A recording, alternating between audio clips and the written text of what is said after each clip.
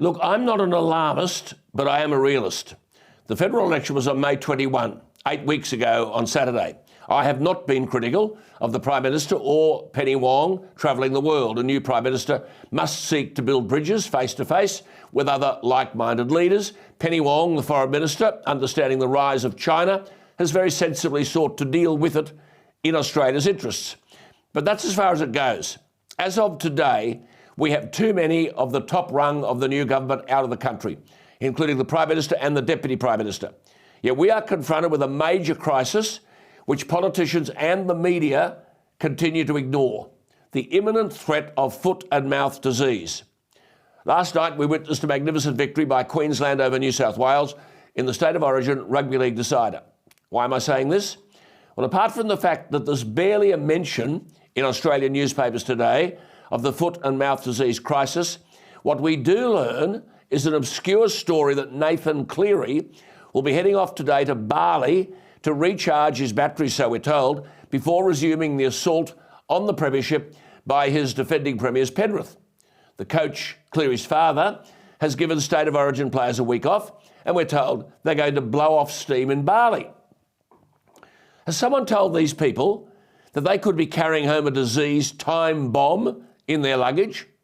This is a disease that has now reached Bali, and the Albanese Government has shown no evidence that it understands the crisis. The first case of foot and mouth disease in Bali was detected late last month. But there are reports that more than 300,000 animals across Indonesia have been affected. The disease affects cloven-hoofed animals, that is, those with divided hoofs. So, for example, it doesn't affect horses, but it does infect human beings. It doesn't infect human beings, but the disease spreads rapidly amongst livestock, either as an airborne disease through contaminated food or through faeces or even clothing. Now, I spoke to Barnaby Joyce about this last night on the program to try to raise the profile of this crisis. I highlighted the outbreak in Britain in 2001, which forced the destruction of more than 6 million pigs, cows and sheep at a cost then of more than £8 billion. But our agriculture industry is much bigger than that of the UK. Our beef industry alone is worth $20 billion a year.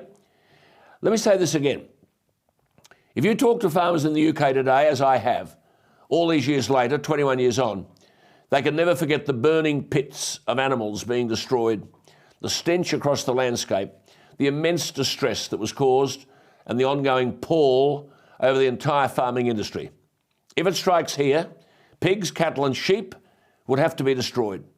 But this country is rife with feral pigs, feral goats, feral deer. It would be unstoppable because the virus is highly infectious and spreads rapidly between livestock. And it can survive on objects like vehicle tyres, livestock trucks, equipment and clothing. In other words, the Penrith footballers could easily pick up the virus, pack their clothes to return home and let the virus loose.